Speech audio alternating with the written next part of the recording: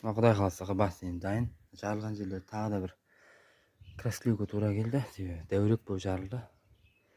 Енді Құдай қаласа бір сағаттан кейін жоғымен не құйып бастаймыз?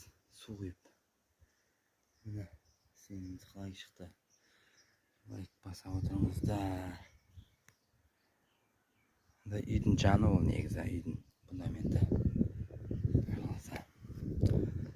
Сәттілік бізге. Жақсылап шомыламыз, соны суретке түсіреміз, тағы да видео түсіреміз.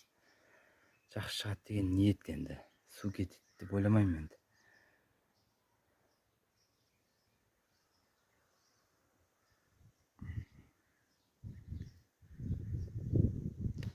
Шеттерінде краскілеймін. Болғаннан кейін бірінші жақсы ұстасын. Жақсылап шығарып, әдемілеп қоямыз бұны да.